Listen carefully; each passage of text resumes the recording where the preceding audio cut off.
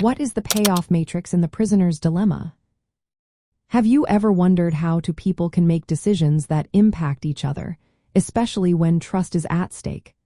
The payoff matrix in the prisoner's dilemma is a fascinating tool that helps us understand this dynamic. It presents a clear picture of the possible outcomes based on the choices made by two players. Each player has two options: to cooperate or to defect. The matrix shows what happens based on these choices and highlights the tension between individual interests and collective benefits.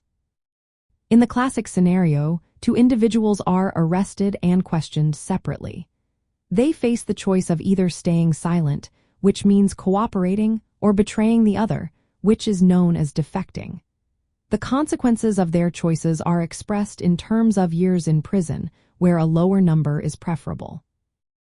Let's break down a typical payoff matrix.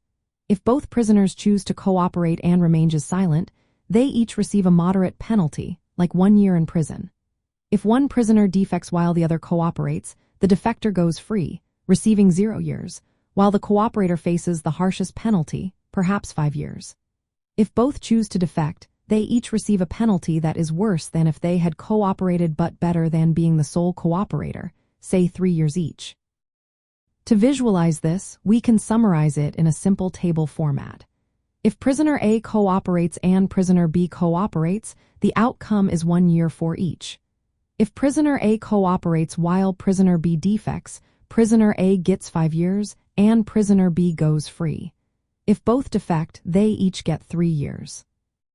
This can be represented as follows. If both cooperate, 1-1. If A cooperates and B defects, 5-0. If A defects and B cooperates, 0-5. If both defect, 3-3. The first number in each pair represents the payoff for prisoner A, while the second number represents the payoff for prisoner B. From an ethical standpoint, the prisoner's dilemma illustrates a conflict between self-interest and mutual benefit. While both prisoners would be better off cooperating, the fear of betrayal drives them to defect, leading to a worse outcome for both. This situation shows how individual incentives can lead to morally questionable results, where trust and cooperation are challenged. In broader terms, the payoff matrix can be expressed using variables. The reward for mutual cooperation is denoted as R, the temptation to defect while the other cooperates is T, the punishment for mutual defection is P, and the sucker's payoff for cooperating while the other defects is S. The relationships among these payoffs are important. T is greater than R, which is greater than P, which is greater than S.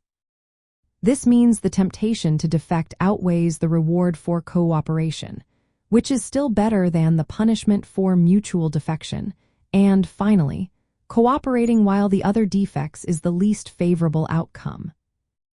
The payoff matrix serves as a framework for understanding the strategic choices individuals face, revealing that defection is often the dominant strategy, even though mutual cooperation would yield a better result for both. This concept is widely applicable in various fields, including economics, business, and politics, where individuals must navigate choices between cooperation and competition. It highlights the challenges of maintaining moral virtues like trust and honesty when individual incentives favor betrayal.